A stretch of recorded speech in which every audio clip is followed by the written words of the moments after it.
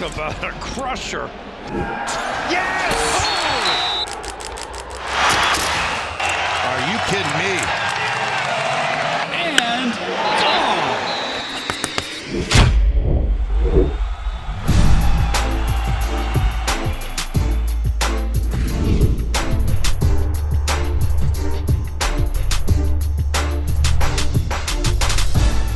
Welcome back to the Schoolyard Sports Podcast. I'll know this is Podcast Lane Frank. We're now episode number 74. That's we're 74 episodes through, and I got an action-packed episode planned for you. MLB is back. We got opening day today on Thursday. It's going to be great. We're going to make our MLB predictions on this episode. Kansas, as I predicted, won the 2021-2022 National Championship, as I predicted on our March Madness special. LeBron James and the Lakers are facing elimination, which we're definitely going to talk about, and the NFL draft is right around the corner. Stay tuned for the action-packed episode number 74. Let's hop into it.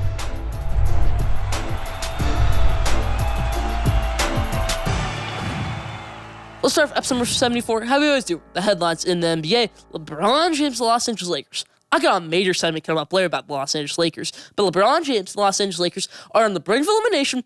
It is a full embarrassment. I don't want to get into too much in detail right now, but it is a full embarrassment. They don't make the playoffs this year. They don't even make the plan. They are about 10 games, 15 games under 500 right now, but it's been an atrocity this season for the Los Angeles Lakers. Ben Simmons is going to be out for the rest of the regular season, probably the plan for the Brooklyn Nets, and who knows, maybe the whole entire playoffs, if they make the playoffs, get out of the play in the Brooklyn Nets. Zion Williamson, his stepdad said, hey, if the Pelicans make the playoffs, my son's playing. Zion Williamson could definitely play us in the playoffs. I mean, that's a game changer for the New Orleans Pelicans right there. You put in a lot of CJ McCollum, Zion Williamson, Brandon Ingram. That's a big three right there. That is a clutch big three right there. That team could get out the first round with Zion Williamson in that lab. That'd be crazy to see right there. Do you think Zion Williamson and the Pelicans will make it out of the first round? Do you think Zion Williamson will play again this season? Right now, I'm going to say no, but there definitely is a possibility Zion Williamson could play this season. Lonzo Ball is out for the rest of the season. You know, it's a little tough to see right there. This could have been Lonzo Ball's best season of his career, but he got hurt in January. He was on track to best season of his career. He got hurt in January. I mean, that hasn't been on track ever since, had that meniscus surgery, and now it's reported that he had a setback, not going to even go play in the playoffs. Chicago Bulls are struggling right now, 0-16 against top three seeds in either conference. That's terrible to see right there. But, I mean, Chicago Bulls struggling right now, and Lonzo Ball is going to be out for the rest of the season. Let's move on to the MLB, where we got a lot of news, starting off with my New York Mets.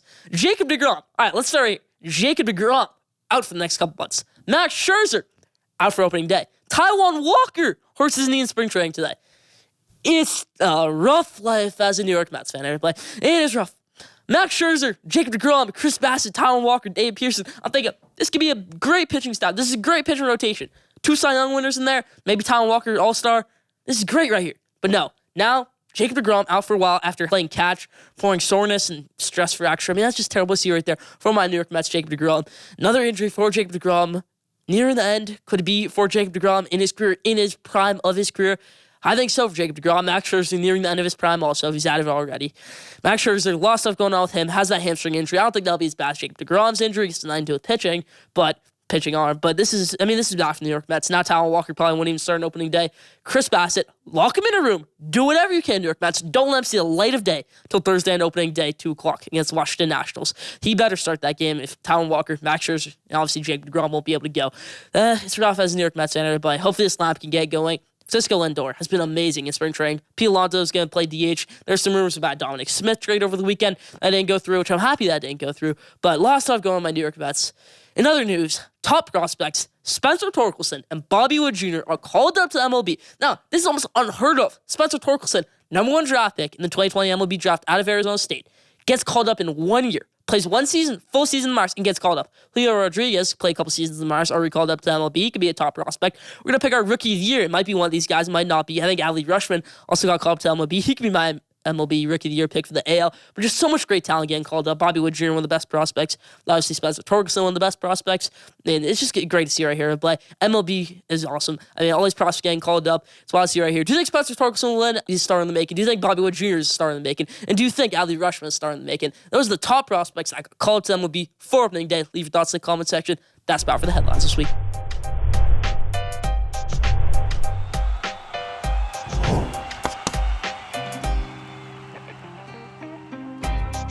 So Bobby Wood Jr., Spencer Torkelson, Julio Rodriguez, Adley Rush, stars in the making, getting called up to MLB for opening day, making the opening day roster. Now, over to golf. Yes, we do talk a little bit about golf in this show. Masters are this week, everybody. It's green jacket season. We're going to make our Masters pick later on the episode. Am I going to pick John Ram? Am I going to go crazy and pick Tiger Woods? We're just going to have to wait and see. But it is green jacket season, everybody. It's the Masters, the best time of the year. Golf, best golf tournament of all time. Masters are this weekend. That's about for the headlines this week. Leave your thoughts in the comment section.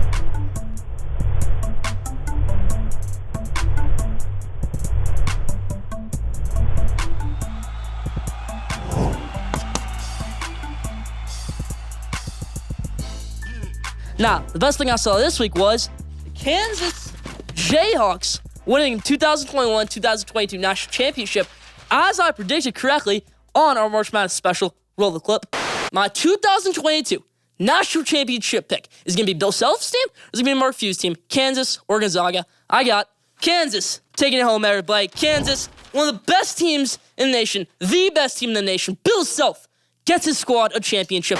So yes, I did pick Kansas to win the national championship. Kansas was the best team in the country this year, as I predicted on our March Madness special episode. What a great episode that was. Just Kansas, great season. David McCormick, big body in the paint. I mean, David McCormick showed up so well in those two Final Four games. Dropped his career high against Villanova. People were saying, oh, he's going up against little guys in Villanova. Then he goes up against North Carolina. Armando Bacot, I know he got hurt.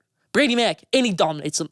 David McCormick proved he's a great center in college basketball. Ochai Agbaji turned it on in the first half a little bit. Then they had that big struggle, going down 16, had that huge scoring drought. Then, Ochai Agbaji, just a clutch player in college basketball history. One most outstanding player of the NCAA tournament. I think that maybe should have gone to Remy Martin. Remy Martin hit some clutch threes down the way. Christian Brown, great player. Mitch Lightfoot, I know he got in foul trouble, but he was a great player in that game. Kansas was your 2021-2022 national champion, as I predicted on our March Madness special. Stay tuned, still more coming. Squirt Sports, Land Frank, episode number 74.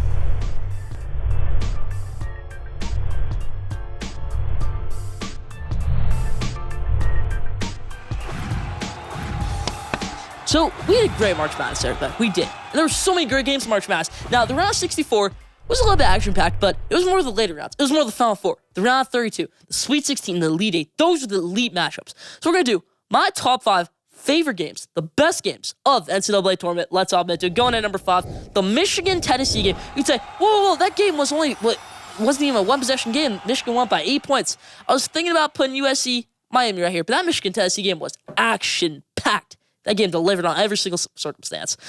Michigan got off to a big lead start of the game. Then Tennessee went up by 5 at halftime. Then Michigan regained the lead. Then Terrence Williams turned it up at the end to save Michigan's season pretty much. The Hunter Dickinson played great in that game. John Torkelson played pretty well in that game. Kenny Chandler, last college basketball game of his career, did declare today for the NBA draft. What a game that was. That was the 5th best game of March Madness. Number 4, the Duke North Carolina game. What a game that was. Action-packed. It could even be number 1 on this list, but there were a lot of better games on this list. There were so many great games in March Madness. A lot of them UNC, but Duke, UNC, number 4, best game in college basketball this March Madness. A Caleb Love dagger.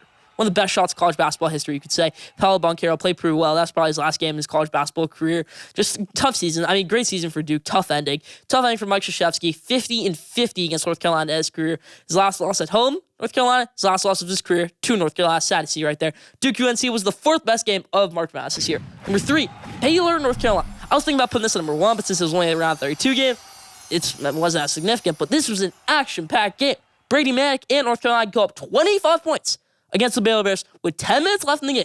Then Brady Mack gets a flagrant 2 because he elbow sprint pretty much somebody, a little bit inadvertently, but they still give him a flagrant 2, ejected from the game. Now Baylor takes the opportunity, hits their free throws, and then they hit 3. Then they get a turnover. Then they force another foul, and then they just play great. Get 25-point comeback, the great and one by James Kindrell at the end of regulation, and then North Carolina goes in overtime, and they beat them 93-86. What a game that was, though. North Carolina just was the better team in that game. They choked a little bit at the end, and that's what you saw last night in the national championship against Kansas. They choked a little bit then, but in this game, they were able to pull through in overtime. North Carolina, Baylor, 3rd best game of March Madness this season. Number 2, St. Peter's, Kentucky. Doug Etter entered the transfer portal today.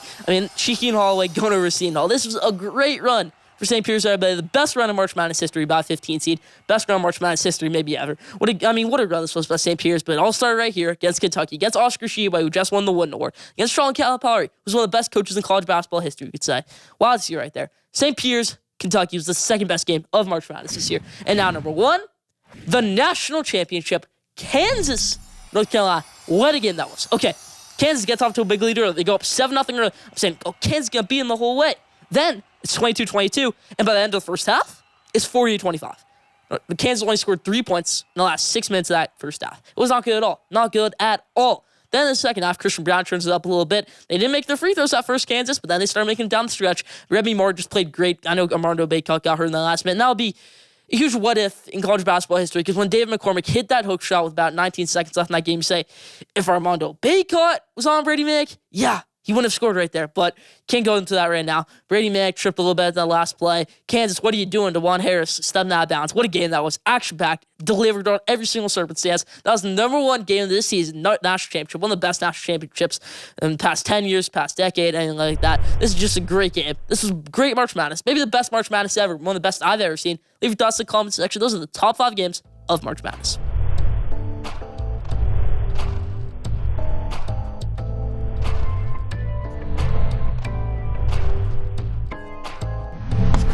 Now, did you know, this week's Did You Know, it's a great one. Did you know, Hubert Smith and Bill Self. Now, they don't share many similarities besides being college basketball coaches, but Hubert Smith in North Carolina succeeded Roy Williams when Roy Williams stepped down from North Carolina.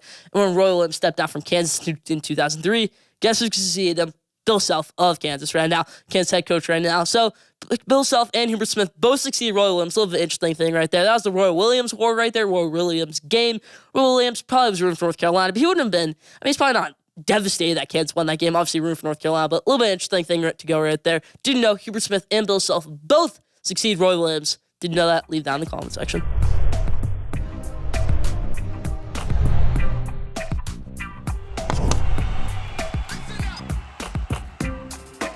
Now, let me walk you Squirrel Sports Heroes through something right here. The day is October 11th, 2020. If you're a Los Angeles Lakers fan, you're on the top of the world, because the Los Angeles Lakers just won NBA championship in the NBA bubble against Miami Heat. Now, today, we're sitting 2022, April 4th, and it has been a horrible ride for the Los Angeles Lakers. So, how'd they get here? Lakers won a championship with LeBron James, Rajon Rondo, Dwight Howard, Anthony Davis. Now, all those guys were on the squad this season. Rajon Rondo was on the squad this season. He's not anymore. Dwight Howard was on the squad this season. Hasn't done anything much. LeBron James, obviously on the squad this season. Anthony Davis, obviously on the squad this season. So what went wrong for the Los Angeles Lakers? Now, this story goes back a little bit further. Let's go to March 20th, 2021. The Los Angeles Lakers are playing the Atlanta Hawks. The Los Angeles Lakers are number 2 in the Western Conference right now. It's March 20th, last year in the NBA season, and the Los Angeles Lakers are the number 2 seed. LeBron James gets a high ankle sprain, the worst injury of his career, and goes out for the rest of the regular season. They make the plan. They don't do well in the plan. They get violated in the NBA playoffs. Violated. Nothing going well. Since that game, March 20th, 2021, the Los Angeles Lakers are a 2 seed. They've been 43 and 56. 43 wins, 56 losses. This is the Los Angeles Lakers we're talking about right here. The Los Angeles Lakers led by LeBron James, Anthony Davis, Russell Westbrook, and so many more stars. It's interesting to see right here. So that offseason, they said, we need to rehaul, we need to do this, we need to do that. We're going to get superstars, we're going to get this, we're going to get that. So they had an offer on the table. Let's trade Kyle Kuzma, let's trade Kentavious Caldwell-Pope, and let's get Buddy Hield. Or we can trade Kentavious Caldwell-Pope, Kyle Kuzma for Russell Westbrook and have no money left to spend. But if we take the Buddy Hield deal, we can have a lot of money to spend. We can spend on Caruso, bring him back. We can bring DeRozan back. But no, they went with the Westbrook deal because he had a good season the season before with the Wizards off of triple-doubles. Triple-doubles we're talking about right here. Triple-doubles, which don't matter that much. I mean, aren't as highly viewed in today's NBA as they were 5 years ago. Triple-doubles we're talking about right here. And that didn't work this season, obviously, with LeBron James. So, if you get DeMar DeRozan, if you take that Buddy Hield deal, you can probably have money to save Alex Caruso. You're losing Kentavious Caldwell-Pope in that deal, and you're losing Kyle Kuzma. Kyle Kuzma already 2 feet out of the door by the time that season was over. DeMar DeRozan can get, and you can get Alex Caruso. So we're looking at an ideal opening night against the Warriors lineup of Alex Caruso, Buddy Hield, DeMar DeRozan, LeBron James, and Anthony Davis. The real Lakers opening night starting 5 was Russell Westbrook, Ken Bazemore, LeBron James, Anthony Davis, and DeAndre Jordan. That's not very exciting right there. DeAndre Jordan and Ken Bazemore are no longer on this team. Russell Westbrook is probably off this team next season. There's a chance LeBron, there's a slight chance LeBron's not a Los Angeles Laker next season. And then there's maybe a chance Anthony Davis is not a Laker next season. A little bit interesting thing about that right there. So let me say that again. They could have had Russell Westbrook. They could have had Alex Caruso over Russell Westbrook. I think a lot of Lakers fans take right now. They could have had DeMar DeRozan, who's an MVP candidate. They could have had Buddy Hield, who's a great shooter, which Lakers need more than anything right now, 3-point shooting. And they could have had LeBron James and Anthony Davis. Now, I'm not saying LeBron James and Anthony Davis injuries wouldn't have happened. They probably still would have. But DeMar DeRozan, Buddy Hield, Alex Caruso, That's more sustainable lineup than Stanley Johnson, Austin Reeves, Russell Westbrook, and DeAndre Jordan, Dwight Howard. That's more sustainable lineup than that. So much has happened with the Los Angeles Lakers, everybody. I think LeBron James loves being a Laker, everybody. I think he loves the history of being a Laker. I think he loves putting on the uniform for the Los Angeles Lakers. I think he loves playing in LA. I think he loves the razzle and dazzle of playing for the Lakers. I think LeBron James is disgusted being a 2021-2022 Laker right now. I think he loves being a Laker. The history, I think he hates being on this current squad right now as the Lakers. I think he does. So much unpacked with the Lakers right now. They fired Frank Vogel today. I mean, if say they make a run the playoffs, that'd be awesome because Frank Vogel's still going to be with the team until the rest of the season, which is a little bit interesting right there. Some rumors they could get Doc Rivers. I don't know what the future looks like for this team. I really don't. So much to unfold with the Los Angeles Lakers right now. So much to unfold. Leave all your thoughts in the comment section. Still way more to come on Squirt Sports Life Freak, episode 74. Stay tuned.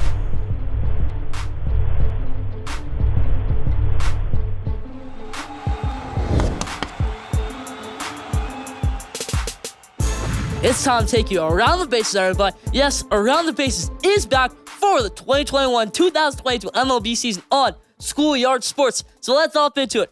We're going to pick all the predictions for the 2022 MLB season. Let's hop into it. Who's going to be the surprising team of the year in the MLB? I got Chicago Cubs being the surprise team of the year. You can say, whoa, I had the Cubs being a bottom 10 team of MLB this year. Seiya Suzuki is going to be great this year. Seiya Suzuki will win MVP NL Rookie of the Year right now. I'm saying it right there. Seiya Suzuki will win Rookie of the Year in the NL. He has a 5-year, $85 million contract. He's been great in spring training. The Cubs have been doing pretty well in spring training. You got a great manager in David Ross. I know it's spring training, but you got a great manager in David Ross. This is a good team, in my opinion. I think this team, I'm not saying this team's going to make the playoffs, but I think they could be a little bit surprising. I think they could be up there in the 85 win range, something like that. It's a little bit of a weaker division. They're playing the Reds in that division. The Brewers, this is the most exciting division right here. So I got the Chicago Cubs being my surprising team of the year for the 2022 MLB season. Now, who's my Rookie of the Year? Let's start from the AL. For Rookie of the Year in the AL, I have Adley Rutschman. I'm not going to go with Bobby Witt Jr. because I think he's going to struggle a little bit. I'm not going with MJ Melendez because he's probably going to have to play behind Salvador Perez. I'm not going with Spencer Torkelson because that's a stacked lineup right there. That could be a stacked lineup with Akil Baddoo, Javi Baez. I mean, great manager in AJ Hinch. But I just think Spencer Torkelson struggles a little bit this season with the Detroit Tigers. Julio Rodriguez, I think he doesn't have a great transition. Jared Kelenic didn't have a great transition last year with the Mariners. I expect the same out of Julio Rodriguez. I think Julio Rodriguez could have a good career, just maybe not this season. So I got Adley Rutschman, former top pick in the MLB draft out of Oregon State, catcher for the Baltimore Orioles. Adley Rutschman will win Rookie of the Year this year in the AL. You can bookmark it. Now in the NL, I already said Seiya Suzuki, 27 years old. I mean, so many similarities with Shohei Ohtani, you could say, coming over from overseas to play in MLB. I mean, just great player. Seiya Suzuki, I think he could definitely win NL Rookie of the Year. You could even be up there for NL MVP. That'd be a great bet right there. Seiya Suzuki for NL MVP. I know it's a little bit of a risk, but Seiya Suzuki is a great player. Now, who's going to be the most disappointing teams here? I was thinking about putting the Twins up there, but they got Carlos Correa, they got Sonny Gray, they got Gary Sanchez, who could have a bounce-back season, but I'm going with the San Francisco Giants. Now, I don't think people are picking the San Francisco Giants to have 100 wins this season like they did last year, but I think they have a struggle this year. Brandon Belt's not going to be a great player this year. They're losing Buster Posey, obviously. He's retired. I don't think his pitching rotation's great right now. I really don't. Brandon Crawford is not a good shortstop. Has been terrible in spring training. Mike Yastrzemski might turn things up, but right now, they lost Kevin Gausman, their ace in the offseason, to the Toronto Blue Jays. So I got the San Francisco Giants as the most disappointing team in the MLB this year. Now, it's Cy Young time, everybody. Who do I have winning Cy Young in the AL? You already know who it is. It's Showtime Shohei Ohtani on the cover of MLB Show 22. Great player, Shohei Ohtani. He can win MVP again. That'd be wild to see right there, but Shohei Ohtani definitely won Cy Young this year. In my opinion, the best pitcher in the AL, Garrett Cole, gives up too many runs. Lucas Giolito is a good pitcher. Robbie Ray's not going to win it again. Kevin Gausman, I don't think, wins it. I got Shohei Ohtani winning Cy Young this year in the AL. Now, who's going to win the NL? I'd love to put Jacob deGrom up there. I'd love to put Matt Scherzer up there, but injuries, everybody, injuries. So I got Corbin Burns of the Milwaukee Brewers. Corbin Burns can have a great season this year, in my opinion. Corbin Burns had a good season last year, but I think he might even break the strikeout record. Something like that. Corbin Burns is a great pitcher. Reminds me a little bit of Chris Sale. Corbin Burns is a great pitcher. I have Corbin Burns of the Milwaukee Brewers winning Cy Young the series. Teammate Brandon Woodruff won it last year, but I got Corbin Burns winning it this year. Now, who's going to win MVP? Let's start from the NL. The MVP, I have Juan Soto winning MVP in the NL right now. So, Bryce Harper won it last year, but I have Juan Soto winning it this year in the NL. Who do you have winning MVP in the NL? I got Juan Soto. Now, in the AL, I have Vladimir Guerrero Jr. Vladimir Guerrero Jr. wins MVP in the AL this year. I think he might even break. I think he might even break 50 home runs or more this season. Might even break 60 home runs. I don't think anybody's ever going to touch Barry Bonds' 73 home run record. He's the home run king. steroids or not. But Vladimir Guerrero Jr., good player. I think he definitely wins MVP in the NL this year. I hate to go against my guy Shohei Ohtani, but I haven't won a Cy Young. But I got Vladimir Guerrero Jr. winning MVP in the AL. Now, it's team time, everybody. It's the biggest event of the year, one of the biggest events of the year, the World Series, everybody. So, who's going to make the World Series in the NL? Who's going to make the World Series in the AL? Let's start from the NL. I got the Los Angeles Dodgers making the World Series in the NL. Left from my New York Mets up there, but I just can't. I can't. I mean, too many injuries, too young of a squad. I think the New York Mets definitely make the NLCS against the Dodgers, but I think the Dodgers win that series. Dodgers, so stacked right now. So stacked. Freddie Freeman, former MVP. Will Smith, upcoming All-Star. Cody Bellinger, former MVP. He's probably going to be a weak link at this line. You could say, and that's crazy to see right there. Chris Taylor, good second baseman right there. Great utility player, great hitter, one of the most reliable guys in MLB. Chris Taylor is a great pitching lineup, the great pitching rotation. Walker Buehler, got all the great stuff. He can win sign this year. Clayton Kershaw, not the same player he used to be, but Clayton Kershaw's still a great pitcher. It's just a great team all around, in my opinion. Mookie Betts is going to be a great team. I think the Dodgers definitely make the World Series out of that AL. Who do they face in the AL? I got them facing the Chicago White Sox out of the AL. Tim Anderson, Yohan Moncada, Jose Abreu, former MVP, Eloy Jimenez, Luis Robert, and led by Tony La Russa, everybody. I got that making the World Series. Tony La Russa, great manager. I was so high on the White Sox last year, but they were without Eloy Jimenez for some of the season. They were without Luis Robert for some of the season. Now they're with those guys. And I think they definitely make the World Series here over the Toronto Blue Jays. So I got an ALCS of Toronto Blue Jays versus Chicago White Sox. I got the Chicago White Sox coming on top. So now the World Series. Los Angeles Dodgers, Chicago White Sox. The Dodgers win this one, everybody. I think the Dodgers are one of the best teams of all time, one of the best lineups of all time. I don't think they break 115 wins, but I think they're a really great team, the Dodgers. I think the Dodgers win the World Series this year. Your 2022 World Series champion is the Los Angeles Dodgers. You can bookmark it. I got the Dodgers winning the World Series. That's about it for Around the Bases this week. Stay tuned for Around the Bases. Next week, we're going to break down opening day.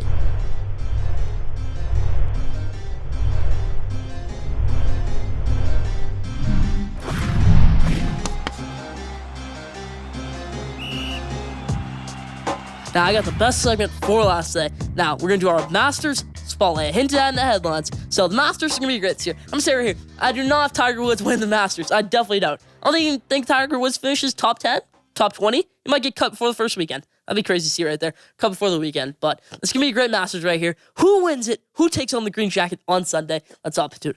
I got Patrick Cantlay, the number one golfer currently in the world right now, taking home the Masters win this year. I remember a couple years ago, the year Tiger Woods won the Masters, I think it was 2018. That was really when Patrick Cantlay came onto the stage. I mean, nobody really thought he was going to do well. Then he booked himself a ticket to the Masters the next year. He did pretty well. Now, Patrick Cantlay back in the Masters there, but I think Patrick Cantlay definitely wins the Masters this year. Here's my top 5 finishers in the Masters this year. Number 1, Patrick Cantlay. Number 2, John Ram. Number 3, Xander Schauffele. And number 4, Tony Finau. It's going to be a great Masters right here. Yeah, it will be. Great Masters. See right here. So, leave your prediction. Who do you think will win the Masters this year? I got Patrick Cantlay winning the Masters this year. We'll slot in Jordan Spieth there at number 5. I got Patrick Cantlay winning the Masters this year with his runner-up being John Ram, Xander Schauffele, Tony Finau, and then Jordan Spieth. So, this could be a great Masters right here. I got Patrick Cantlay taking home the green jacket this year. Who do you have home taking home the green jacket? Leave your thoughts in the comment section.